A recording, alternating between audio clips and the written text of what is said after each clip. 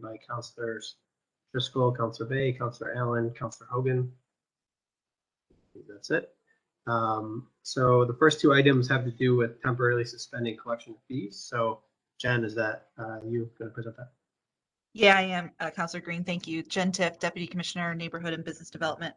I think the first item on your list is probably the entertainment license fees. And for both of these, I'll say, we've been contacted, honestly, really since the pan started, by many of our small businesses who, who kind of are looking for any and all relief at this point, right? But, bars, restaurants, entertainment venues in particular, these really have been consistently hard hit, and really still are today based on restrictions placed on their occupancy, for example, and complete shutdowns. Frankly, the state has shut down each of those types of businesses multiple times throughout the year, which really limited their ability to collect revenue.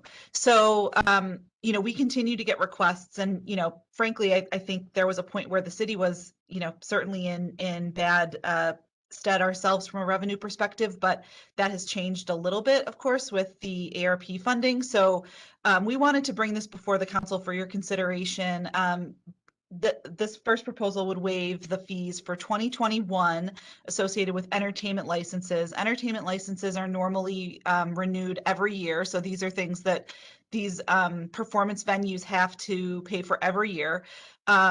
Many of them obviously had their licenses in 2020 and they were able to operate for 3 months and then they were shut down. So they did get to utilize those licenses for at least a quarter last year. Whereas this year, I think many of them are now, hoping to get to restart soon, and making plans to do so because of the lessening of restrictions, but they've basically been, shut down for a whole year. So we thought the easiest thing to do, frankly, was just to suspend the fees for 2021, kind of make them whole for the last year, in the hope that they'll all be able to start earning revenue again this year. So that would be, if all of the venues reapply this year as applied last year, that's about 31 small businesses, which comes to $7,200 that we would forego in city revenue. Any questions on this before I talk about certificates of use, which are a little bit more complicated? No real questions. I would just like to advocate strongly in favor of this, as someone who is intimately familiar with this field, and as Jen illustrated, I think it was a different conversation when the federal government was not offering us support or coming through. But I just like to speak strongly in favor of particularly this item, because it's not a huge amount of revenue, but it would really show a lot of those small venues that we are thinking of them and that we're trying to send them some support during this time. So that's all I'd like to add.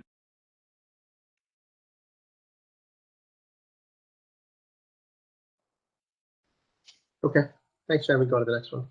Okay, so the next one is related to certificates of use, specifically for bars and restaurants. So as you all know, we require certificates of use for 4 or 5 different categories of businesses. Of those, bars and restaurants are really the categories that have been significantly negatively impacted during the pandemic. So that's why we're kind of calling out those types in particular. And certificates of use are required to be renewed every 2 years, not annually. So essentially, businesses have been renewing those since the start of the pandemic. And so anyone that renewed last year would be, up for renewal again next year. And then obviously there are a number of restaurants and bars that are up for renewal this year. We thought one of the fairest ways, if we were going to consider helping them out with their certificate of use fees, would be to make this retroactive to the start of the pandemic to cover anyone who has been impacted over the last year and up until the end of that 2-year cycle. So basically we're treating all bars and restaurants with parity who would be up for renewal or who would submit new certificates during that 2-year period, which is why we've framed this as a 2-year request versus a 1-year request. So that's really the rationale behind that. And retrospectively, if we look backward 1 year, we would be, if this moved forward, we'd be refunding essentially about $62,000 in fees. And moving forward, based on our best estimates in terms of the number of new and renewal certificates we saw 2 years ago, we are estimating that there would be approximately 90 applications in the coming year, and that equates to about $45,000. So altogether, it's about $100K in city revenue. So that would be kind of the total price tag. Obviously, the prospective revenue is a little bit to be determined because we don't know exactly how many new bars and restaurants may open, although I think we know a number of them have closed. Sorry, Jen, mine went out for a second. How much did you say? What was the amount? So it would be a refund of $62,500 for the past year, and then prospectively we are estimating it would be another $45,500 between March of 2021 and March of 2022.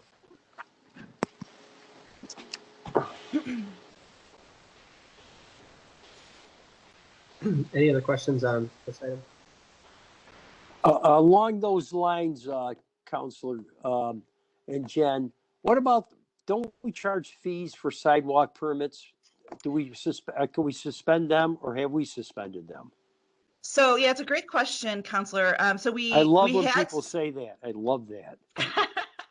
We That's a had great suspended question. them. I'd like it duly noted that it wasn't me this time, Councilor Hogan. Thank you, Frank. We did actually suspend sidewalk cafe fees, you'll recall, last summer. And we can certainly, I think, go down that path again. That's actually a different committee. That would be through the Public Works Committee, based on how those fees are administered and overseen. So that's not before this group, but it is certainly something we could consider doing. And we can pretty easily calculate what that number would be. That's also a relatively small number.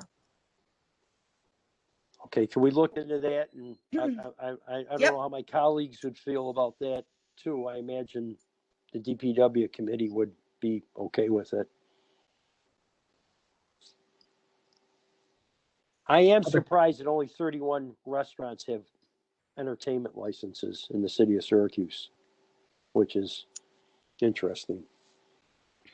Yep. So People are too busy watching Netflix, Hogan. Not enough people out there enjoying life. That's the problem. the thing is, I think,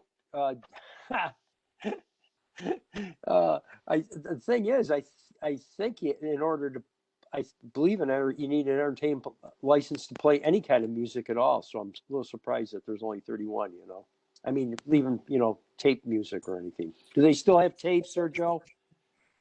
No, Hogan. They don't have tapes, but they do have jukeboxes, which to your point, do require that as well. They Sure, still Councilor have Bay jukeboxes. can comment on that about the publishing world that everybody's supposed to be acknowledging, but rarely does. Yeah, well, it's jukeboxes. Play Who Can Mend a Broken Hearted 50 times some nights, My check, Councilor Driscoll. Cut me my check. that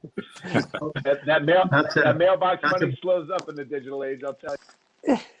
Not to break this up, Councilor Hogan, but are the members of the committee comfortable moving these two items? Absolutely, yes. Yes. Okay, great. So then the last item is from law. So this is something we would discuss in executive session. It's a settlement. So are the members of the committee comfortable moving that one? Yes. Councilor Hogan? Yes.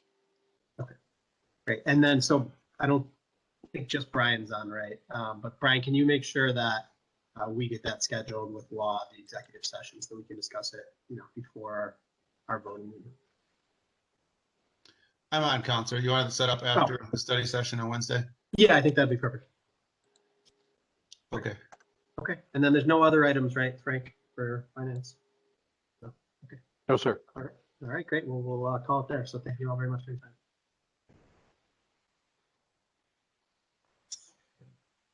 time.